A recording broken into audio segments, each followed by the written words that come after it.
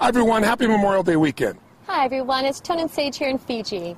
Listen, we want to send this quick video out to you just to give you 2 quick principles that you could use to immediately increase your energy, get stronger, and if you want to, lose some weight. Because, you know, Memorial Day is kind of the beginning of summer, and traditionally everybody starts thinking about, I'm going to get strong again, get fit, get in my swimming suit, get my groove on, or whatever metaphor people use. So we want to give you these 2 principles because, A, they don't really take any willpower. That's the best part. B, they're scientifically proven. And C, really something you can do immediately to see an increase. And if you want to know more, we have our health program somewhere around this video, or you can come to a live seminar, but we don't want to wait. We want to give you something right now that can make a difference for you.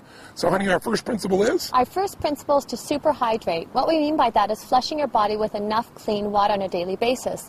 You know, the planet, I mean, water is life, and the planet itself is 70% water. And even within our own internal body, our brain is 75% water, 76 actually, our muscles are 75, and our bones are actually made up of 25% water. So on a daily basis, we need to make certain that we're getting enough hydration. And you know, the first symptom of dehydration, meaning your body doesn't have enough water, is not thirst. That's what most people think. If you wait till you're really thirsty to drink, you're really dehydrated. In fact, studies show that 60 to 70% of the population is dehydrated throughout the day. The number 1 symptom of dehydration is fatigue, feeling tired. That's why I see a lot of people later in the afternoon, they've eaten a bunch of things and their body gets dehydrated from just normal working out or being around or just normal heat. And all of a sudden, people are tired all the time. If you want to have more energy, which will give you fitness and will give you health, it'll make you strong, the first thing you want to do is superhydrate. Drink more water. And we're not talking about coffee and we're not talking about Cokes, because those things have water in them, but they have other elements in them that are very acid. And when you get a lot of acid in your body's got to flush that acid out in order to stay balanced. And so as a result, you don't keep hydrated. So hydration is critical. Just think of this. You're not just what you eat, you're what you drink. It's true. And we'll give you a good example. We both, Sage and I, years ago, had a really great man we got a chance to visit with. We read his book. It's called The Body's Cries for Water. The Body's Many Cries for Water, excuse me. And it's by a man named Dr. Batman Gilanjali. It's a mouthful. I call him Dr. Batman for short, and he was cool with that. But Dr. Batman was a medical doctor who lived in Iran, and during the fall of Iran, he became a political prisoner. And he was shipped into this place, and then all of a sudden there was a very high official there that was very, very ill in the middle of the night. He had peptic ulcers, and he was just writhing in pain, like literally rolling on the ground, uncontrollable pain. But they have no medication there because they didn't care about the prisoners. So they, under the threat of his life, they said, fix him. So he began to think, well, his body is very acidic. I'll flush his body with water. Just, that's all I have. I don't have any medicines to do this with. So he began a regimen of drinking this water on this hourly basis and flushing this man. And within literally 2 hours, the man was completely out of pain. And he was blown away within 24 hours. He'd never seen anything like this with any medicine he'd ever applied. So he became fascinated since he was stuck in prison. They let him set up this little area, and he treated for 3 years more than 3,000 people with heart problems, high blood pressure, peptic ulcers, all just with water. So even though it's such a simple thing that we take for granted, it's the most important thing in the world. And I'll tell you one other quick point. If you want to lose weight, this is counterintuitive. Drink more water, because what most people do, they don't want to, they don't want to drink water because they think, oh, I'm going to get bloated. But in fact, when you don't give your body enough water, what the body does is it holds on to the water you have, and as a result of that, you retain water. When the body sees you're giving it enough hydration, it'll let go of that excess water, and you'll actually see weight loss. So it's super important. You want to super hydrate. So now what does that mean? You want to share with them the principle? Yes, of course. So super hydration, what we mean by that is you need to, as a minimum, drink half your body weight in ounces. So myself, I'm about 140 pounds. So if you split that in half, that would be 70 ounces a day. And that's just as a minimum. And, I'll share one of my own experiences as well. It's rarely I get a headache, but if I ever do, instead of, so many people will go to grab Tylenol or grab aspirin, I know I'm dehydrated. And I'll drink a full thing of water, and instantly that headache's gone. When we say super hydrate, we mean like drink a large thing of water. Most people, drink some water and they go like this, they sip and this much water's gone. They go, I had some water. You really got to retrain your body, because our modern world has trained us to think of water as being, again, that Coke, that coffee, and it's not the same thing, okay? So here's our second quick principle. If you, again, focus here is energy, because energy is life. That's going to get you out there working out. If you're tired, you have a hard time getting yourself to do that. It'll change your mind. It'll change your emotions. So water's number 1. So number 2 is very much related, and that is go green. And what we mean by that is you want to have 70% of your diet be water-rich foods. That'll help you to alkalize. You want to explain what that means? Definitely, and when he's saying water-rich foods, he means living foods. So green veggies and plants and salads and so forth. If this was your dinner plate like so, and if my hand was a piece of, say, you know, chicken or fish or something free range, the rest of your plate should be green salad and veggies, raw and live and living, so it helps to neutralize. Salads and green veggies, they're high in chlorophyll, they're high in minerals, and the amino acids that your body needs in order to neutralize some of these acids that Tony's been talking about. A simple way of thinking about it is if you want to be alive, eat live foods. Absolutely. I mean, the more things that are dead that you're eating, the more difficult it is for your body to stay, you know, in balance. And when you think about it, you might say, well, I'm going to have a steak or I'm going to have fish or anything like that. That's very concentrated. It's not much water that's in there. But if you had a piece of watermelon, obviously that's different. If you're having pasta or bread, there's not much water in there.